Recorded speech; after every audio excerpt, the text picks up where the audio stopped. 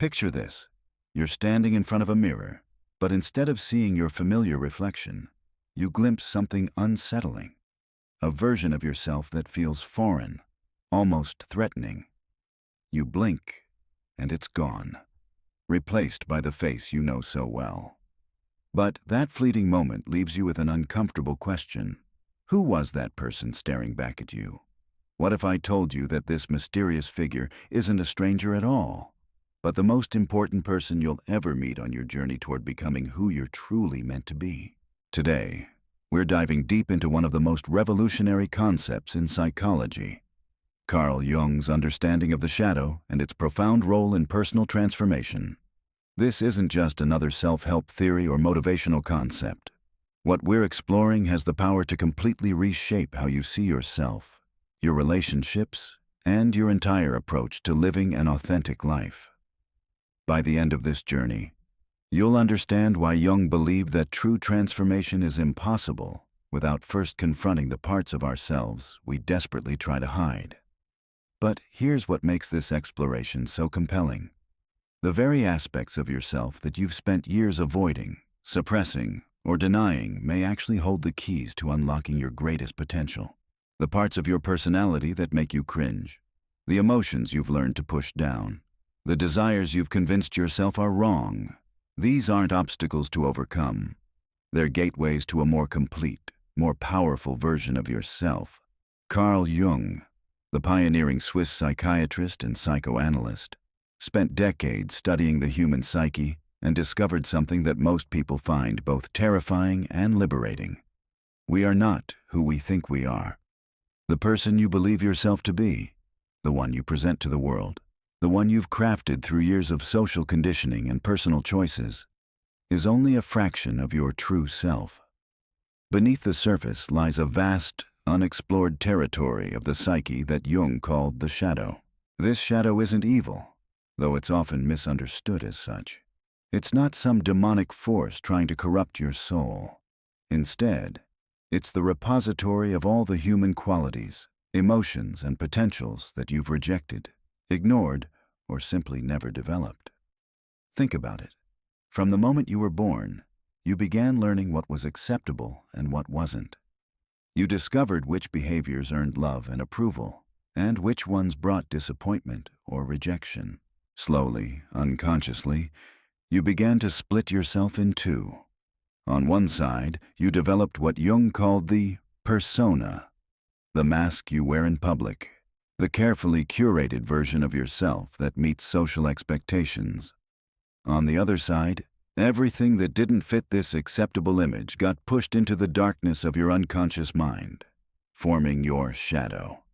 Here's where it gets fascinating. Your shadow doesn't just contain negative traits. Some of your greatest strengths, your most authentic qualities, your unique gifts might be hiding there too.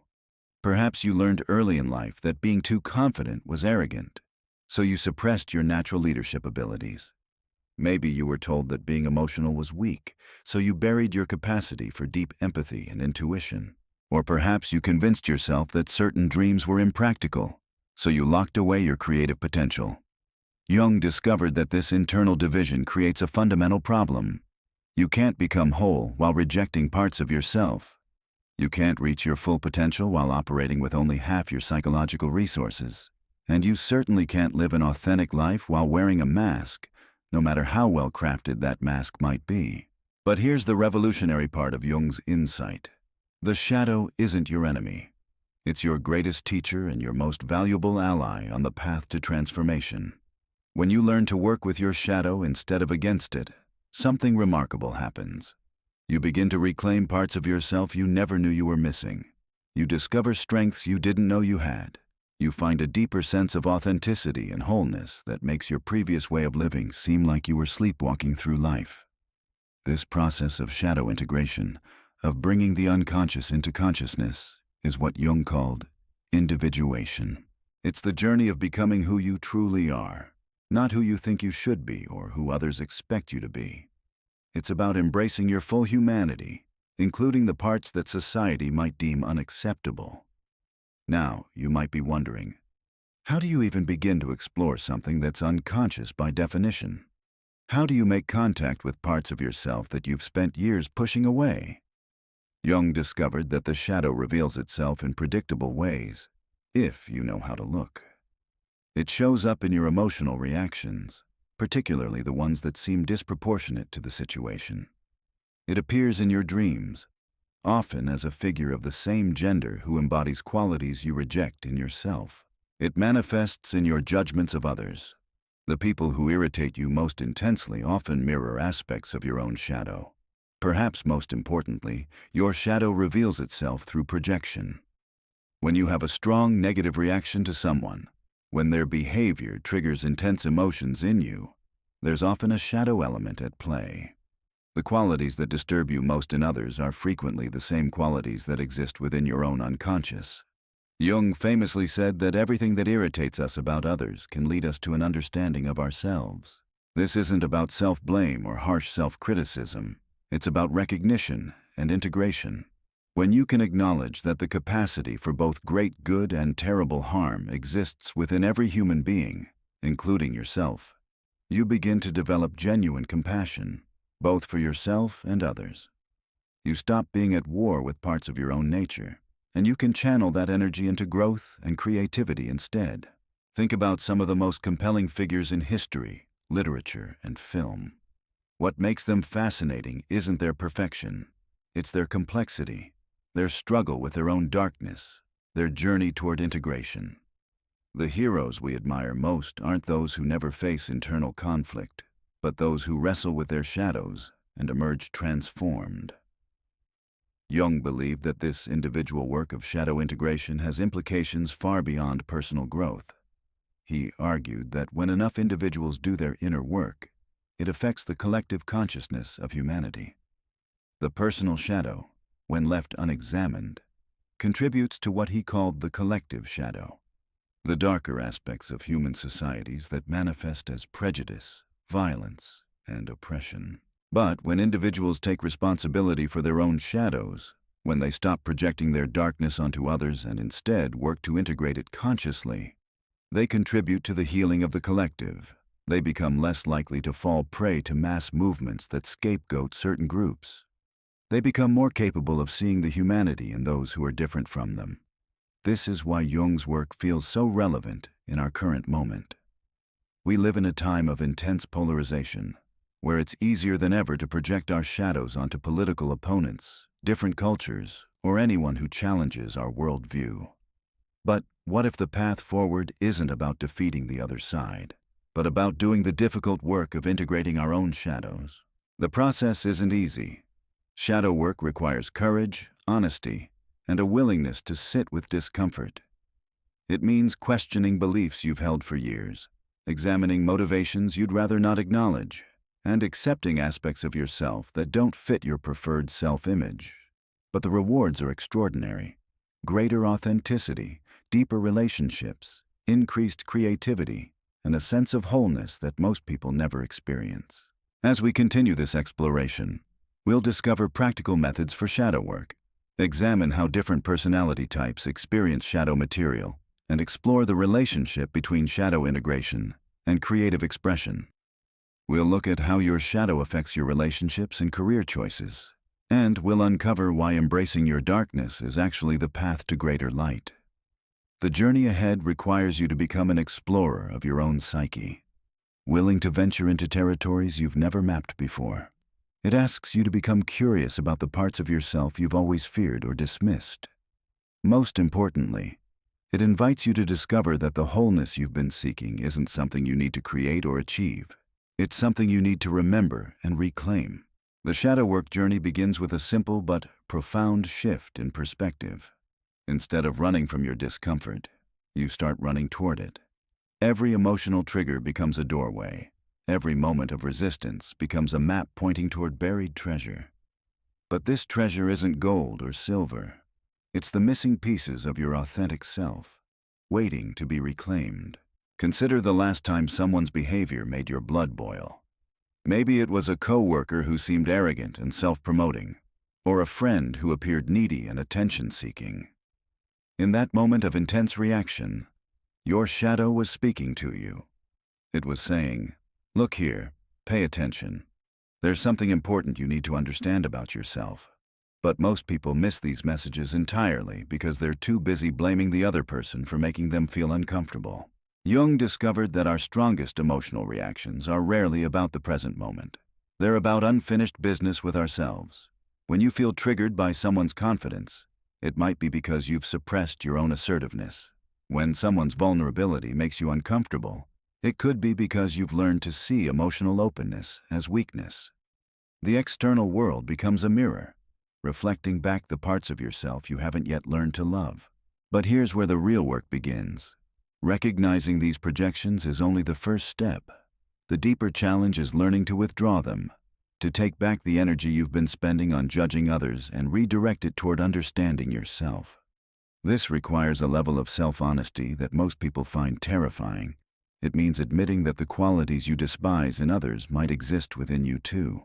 This process of reclaiming projections is like gathering scattered pieces of yourself from all the places you've left them.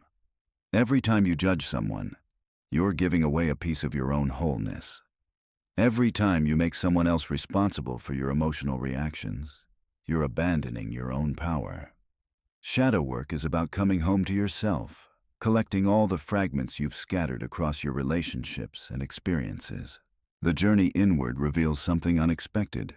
Your shadow isn't just a collection of negative traits. It's also the storehouse of your unlived potential. Jung realized that when we reject certain qualities in ourselves, we don't just push away the negative aspects. We also lose access to the positive expressions of those same energies. The person who suppresses their anger might also lose touch with their passion and vitality. The individual who fears their selfishness might struggle to develop healthy boundaries and self-care. Think about the dreams you abandoned because they seemed too ambitious, too risky, or too different from what others expected of you. Consider the aspects of your personality you learned to hide because they didn't fit your family's values or your culture's norms. These aren't just lost opportunities. They're parts of your shadow that contain tremendous creative potential. One of the most surprising discoveries in shadow work is that many of your greatest strengths might be hiding in the darkness. Perhaps you learned that being powerful was dangerous, so you developed a false humility that keeps you playing small. Maybe you decided that being different was lonely, so you learned to blend in at the cost of your unique gifts. Your shadow might contain the very qualities that could transform your life if you had the courage to embrace them. The integration process isn't about acting out every impulse or embracing every dark thought. It's about bringing consciousness to unconscious patterns, about understanding the energy behind your reactions, and about finding healthy ways to express all aspects of your nature. When you integrate your shadow, you don't become a different person. You become a more complete version of who you already are. This completeness shows up in unexpected ways. Your relationships become more authentic because you're no longer projecting your unconscious material onto others. Your creativity flourishes because you have access to a wider range of emotions and experiences. Your decision-making improves because you're not constantly fighting internal battles between your conscious intentions and unconscious drives. But perhaps most importantly, you develop genuine compassion. Not the superficial kind that comes from trying to be good, but the deep compassion that emerges from recognizing your shared humanity with others. When you acknowledge your own capacity for selfishness, you can understand others' selfish moments without taking them personally. When you accept your own fears and insecurities, you can hold space for others' vulnerability without trying to fix or change them. This compassionate understanding extends beyond your personal relationships to your relationship with yourself. Many people spend enormous amounts of energy in internal warfare, fighting against parts of their nature they consider unacceptable. Shadow work offers a different path. Instead of fighting yourself, you learn to work with all aspects of your personality. You become like a skilled conductor leading an orchestra, bringing harmony to the different voices within you, rather than trying to silence the ones you don't like. The practical implications of this inner harmony are profound. When you're not spending energy suppressing parts of yourself, that energy becomes available for creative pursuits, meaningful relationships, and purposeful action in the world. When you're not constantly judging yourself and others, you can see situations more clearly and respond more effectively. When you're not trying to maintain a perfect image, you can take risks and embrace growth opportunities that previously seemed too threatening. Jung observed that this process of shadow integration often accelerates during life's major transitions, career changes, relationship endings, health crises, or other events that shake up our established sense of identity. These challenging periods force us to confront aspects of ourselves we might otherwise continue to avoid. What feels like a breakdown of our old self can actually be a breakthrough into a more authentic way of being. The courage required for this work can't be understated. It takes tremendous bravery to look honestly at your own motivations, to acknowledge your own capacity for harm, and to embrace aspects of yourself that you've been taught to reject. But this courage isn't something you either have or don't have. It's something you can develop through practice. Each small act of self-honesty, each moment of choosing curiosity over judgment, each instance of embracing rather than rejecting an uncomfortable emotion builds your capacity for deeper shadow work. As you develop this capacity, you begin to notice that the qualities you once feared in yourself aren't as dangerous as you thought. The anger you suppressed might actually be passion in disguise. The selfishness you rejected might be healthy self-advocacy waiting to emerge. The darkness you avoided might contain the very medicine you need to heal old wounds and step into your full power. This transformation doesn't happen overnight, and it's not a linear process. Shadow work is more like a spiral. You revisit the same themes at deeper levels throughout your life, each time with greater understanding and integration. But every step of this journey brings you closer to the wholeness that Jung believed was every human being's birthright and destiny. The relationship between shadow work and creativity reveals one of Jung's most profound insights about human potential. When you suppress aspects of yourself, you don't just lose access to unwanted traits. You also cut yourself off from the creative energy that flows through those very same channels. The artist who fears their own intensity might produce safe, predictable work. The entrepreneur who rejects their rebellious nature might struggle to innovate. The writer who denies their darker emotions might create characters that feel flat and unconvincing. Consider how many breakthrough moments in art, literature, and innovation have come from individuals willing to explore their shadows. The musicians who channel their pain into haunting melodies, the filmmakers who examine humanity's capacity for both good and evil, the inventors who embrace their obsessive tendencies. These creators understand intuitively what Jung discovered scientifically. Our greatest gifts often emerge from our deepest struggles, but creativity isn't limited to traditional artistic pursuits. Every aspect of life becomes more creative when you have access to your full psychological resources. Problem-solving improves when you can draw from both logical analysis and intuitive insight. Leadership becomes more effective when you can balance assertiveness with compassion. Even simple daily interactions become richer when you're not constantly monitoring and censoring your responses. The shadow's influence on your career and life purpose deserves special attention. Many people find themselves stuck in jobs or life paths that feel deeply unsatisfying, but they can't quite articulate why. Often, the answer lies in shadow material. Perhaps you chose a stable career because you feared your own adventurous spirit, or you avoided leadership roles because you were afraid of your own power. Maybe you settled for surface-level relationships because you were terrified of your own emotional depth. Jung noticed that people often make major life decisions based not on what they truly want, but on what they're trying to avoid within themselves. The person who chooses security over passion might be running from their own creative fire. The individual who avoids commitment might be fleeing from their own capacity for deep love. These choices aren't wrong, but they're incomplete. They're based on fear rather than wholeness. When you begin integrating your shadow, your relationship with choice transforms dramatically.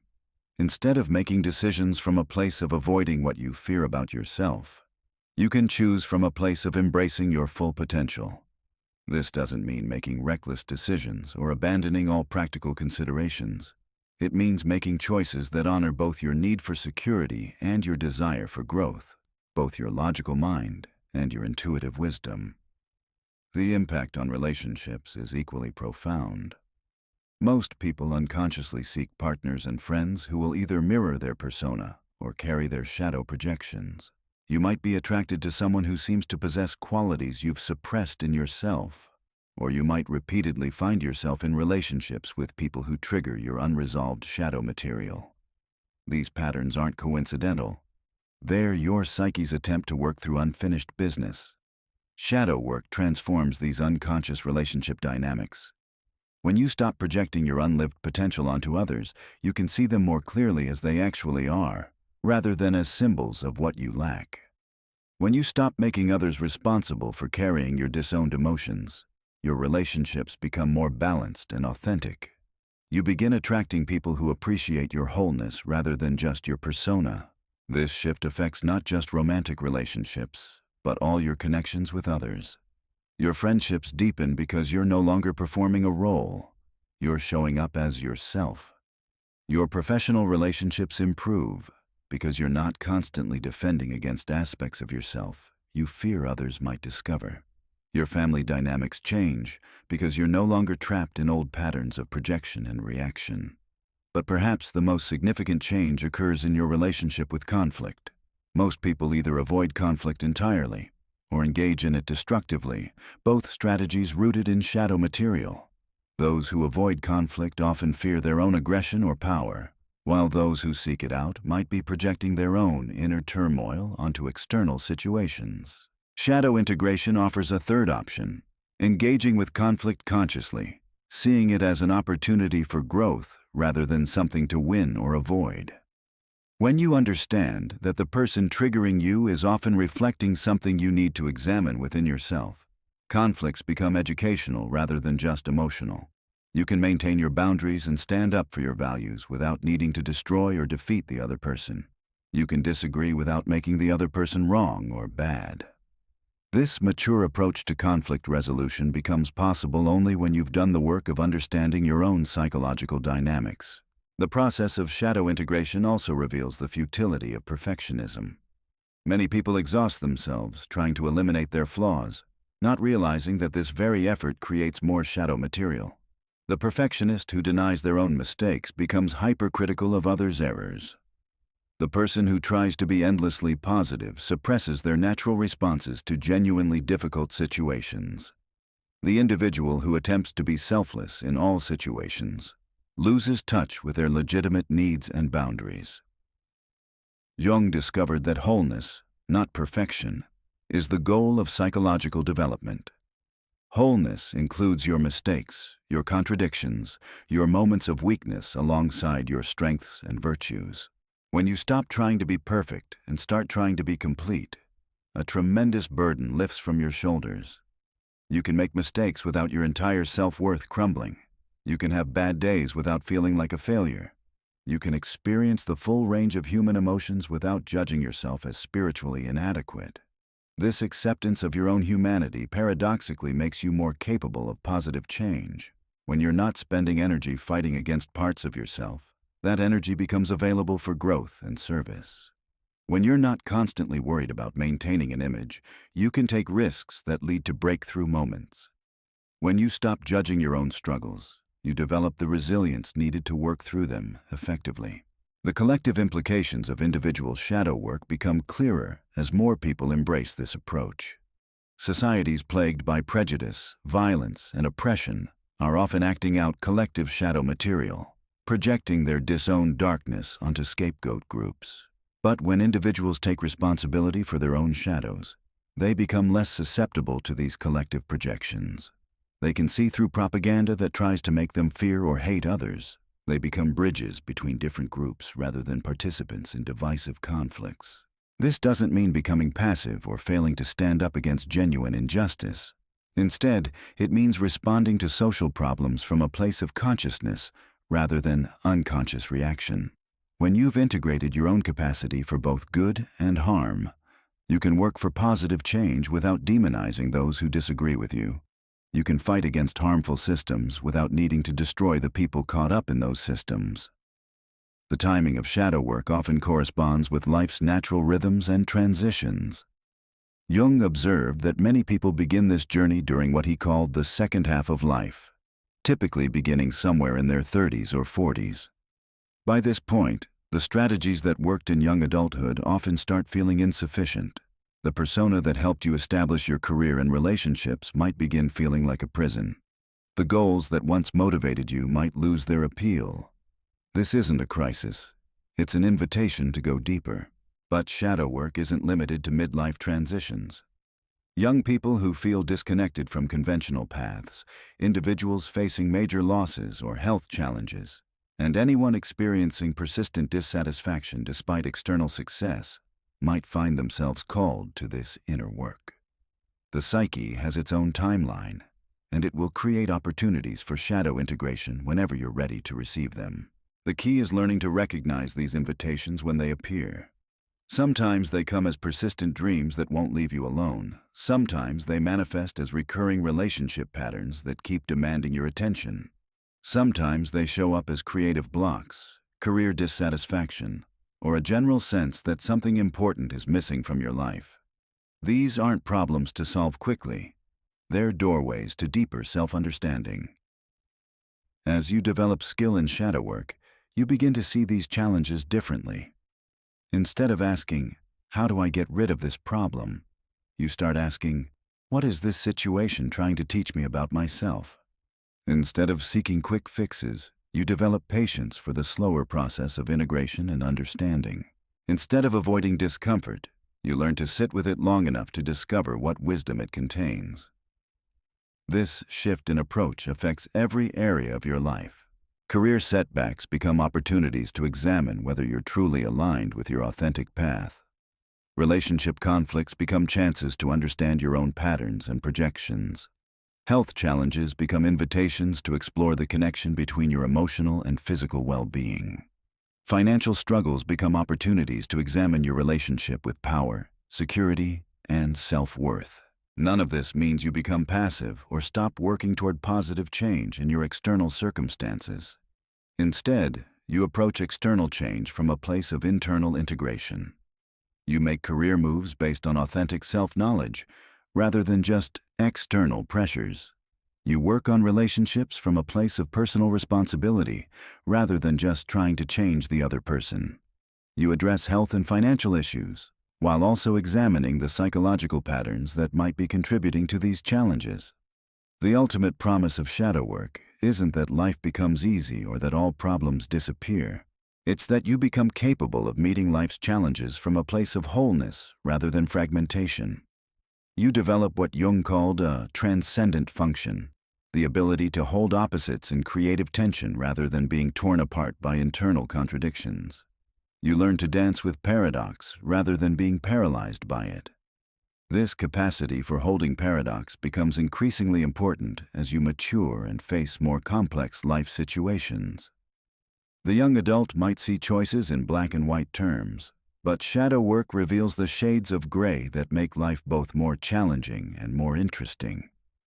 You learn that you can be both strong and vulnerable, both independent and connected, both serious about your goals and playful in your approach. This integration of opposites reveals itself in the most practical aspects of daily living. You discover that you can be ambitious without being ruthless, compassionate without being naive, confident without being arrogant. The either-or thinking that once trapped you in rigid patterns gives way to a more fluid, creative approach to life's challenges. You become like water, able to flow around obstacles while maintaining your essential nature. The relationship between shadow work and physical health deserves attention here, as Jung understood that the psyche and body are intimately connected. When you suppress emotional energy, it doesn't simply vanish. It often manifests as physical tension, chronic fatigue, or mysterious ailments that resist conventional treatment. The anger you won't acknowledge might show up as digestive issues. The grief you refuse to feel might manifest as respiratory problems. The joy you're afraid to express might contribute to depression and lethargy. As you learn to honor all aspects of your emotional spectrum, you often notice corresponding improvements in physical well-being. This isn't magical thinking. It's the natural result of no longer forcing your body to carry the burden of unexpressed psychological material. When energy flows freely through your system instead of being trapped in unconscious patterns, your entire being functions more efficiently. The financial realm also reflects shadow dynamics in fascinating ways. Your relationship with money often mirrors your relationship with power, self-worth, and security. The person who compulsively saves might be avoiding their own generous impulses, while the chronic overspender could be running from feelings of inadequacy or fear of scarcity. These patterns persist not because of lack of financial education, but because they serve unconscious psychological functions. Shadow work in this area involves examining not just your spending habits, but the underlying beliefs and emotions that drive them. What does money represent to you beyond its practical function? What fears or desires are you trying to satisfy through your financial choices? When you bring consciousness to these deeper motivations, you can make financial decisions that serve both your practical needs and your psychological well-being. The spiritual dimension of shadow work often surprises people who approach it from a purely psychological perspective. Jung discovered that the process of integrating disowned aspects of yourself naturally leads to experiences that feel transcendent or sacred. This isn't because you become perfect, but because you become whole. When the internal war between different parts of yourself ceases, you discover a deeper peace that isn't dependent on external circumstances. This spiritual awakening doesn't necessarily involve traditional religious practices, though it can deepen your appreciation for whatever spiritual path you follow. Instead, it's characterized by a growing sense of connection to yourself, to others, and to something larger than your individual concerns. You begin to experience what Jung called the numinous, moments of profound meaning that can't be fully explained but leave you changed. These experiences often occur during the most challenging phases of shadow work. When you're sitting with the discomfort of acknowledging your own capacity for harm, when you're grieving the loss of your idealized self-image, when you're facing the reality of your own limitations, these moments of apparent darkness often give birth to unexpected illumination. The breakdown of your old identity creates space for something more authentic to emerge. The creative applications of shadow work extend far beyond traditional artistic expression. Every problem you solve, every relationship you navigate, every decision you make becomes an opportunity for creative integration. You learn to approach challenges with what Jung called active imagination, the ability to engage creatively with the unconscious material that emerges in your daily life. This might mean paying attention to the metaphors and images that spontaneously arise when you're facing a difficult decision. It could involve dialoguing with different aspects of yourself as if they were separate characters in a story. You might find yourself drawn to certain symbols, colors, or themes that carry messages from your unconscious. These aren't just interesting psychological phenomena. They're practical tools for navigating complex life situations. The integration process also transforms your relationship with time and aging. Many people fear growing older because they see it as a loss of potential, a gradual diminishment of possibilities. But shadow work reveals aging as an opportunity for increasing wholeness. Each decade of life offers new invitations to integrate previously unconscious material. The challenges that come with different life stages, career pressures in your 30s, relationship transitions in your 40s, health concerns in your 50s and beyond, are all opportunities for deeper self-understanding. This perspective doesn't romanticize the difficulties of aging, but it does offer a framework for meeting them with purpose and dignity. Instead of fighting against the changes that time brings, you can use them as catalysts for psychological growth. The limitations that come with aging can actually free you from the need to maintain impossible standards of perfection. As you near the completion of this exploration, it's important to acknowledge that shadow work is not a destination but a way of traveling. There's no point at which you can declare yourself fully integrated or completely conscious. The unconscious is vast and mysterious, always containing more material than you can process in a single lifetime. But this isn't discouraging. It's liberating. It means there's always more to discover about yourself, always new depths to explore. The practice becomes a way of life rather than a project to complete. You develop an ongoing curiosity about your own reactions, a gentle vigilance about your projections, and a willingness to keep learning from your mistakes. You become comfortable with not knowing everything about yourself, secure in the knowledge that the journey of self-discovery is more valuable than any final destination. The ripple effects of this personal work extend far beyond your individual life. When you stop projecting your unconscious material onto others, you contribute to the healing of your family system, your community, and the broader collective.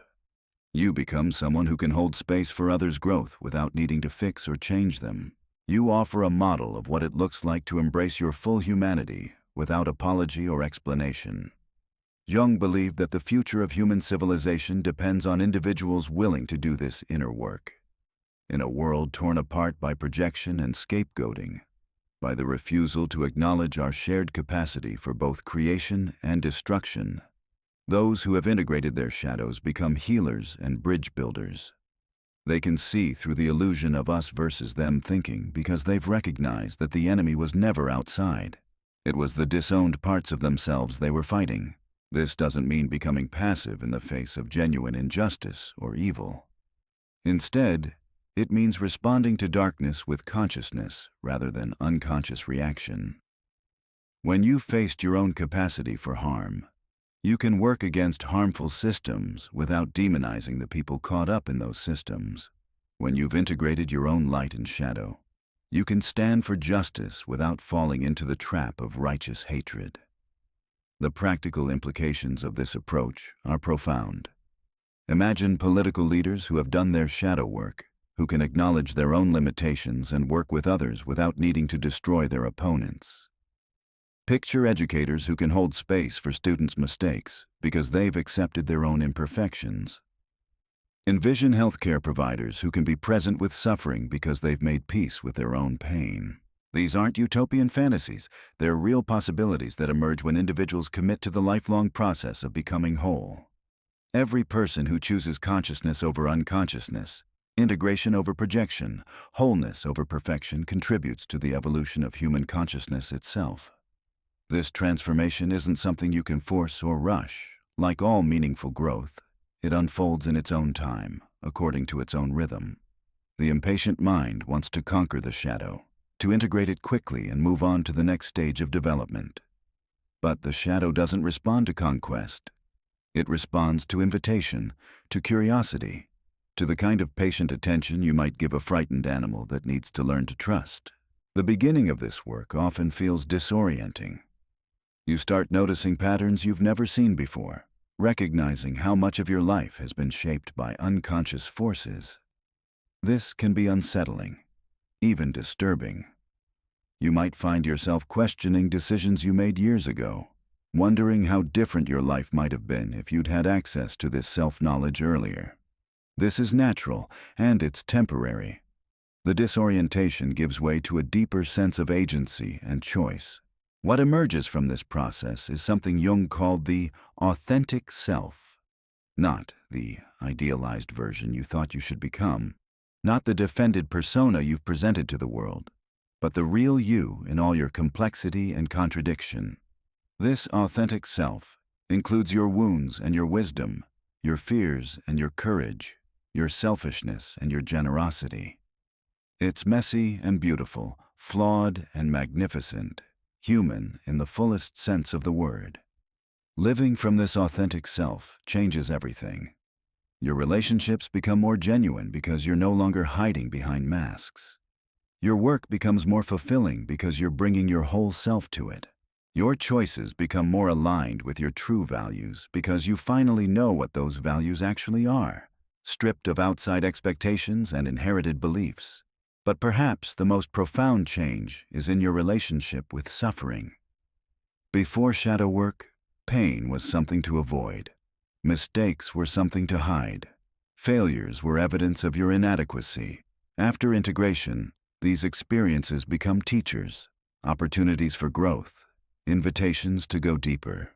You develop what might be called a mature resilience.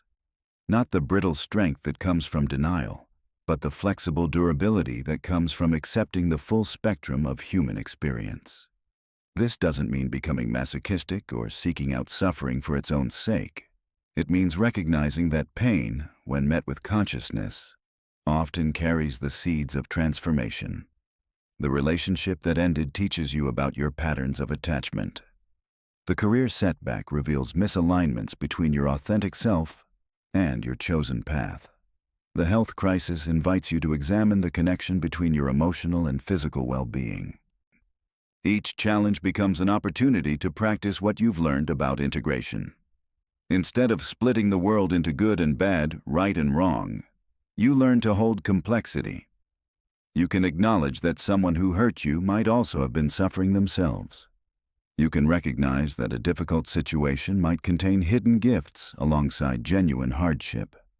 You can accept that your own motivations are rarely pure, that even your most generous acts might contain threads of self-interest. This mature perspective doesn't make you cynical.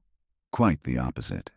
When you stop expecting perfection from yourself and others, you become more appreciative of the genuine goodness that does exist. When you accept your own darkness, the light becomes more precious.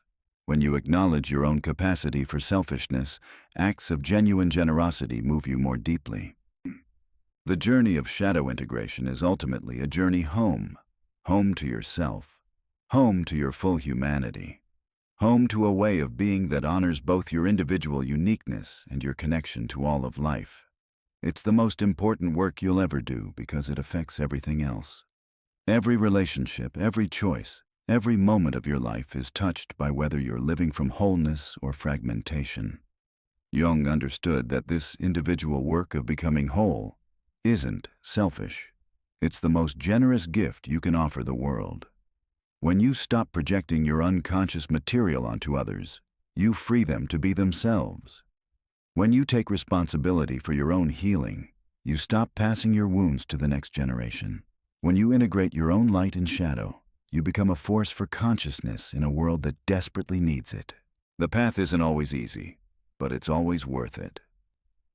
Every step toward wholeness, every moment of choosing consciousness over unconsciousness, every act of reclaiming a projected piece of yourself contributes to your own liberation and the healing of the world.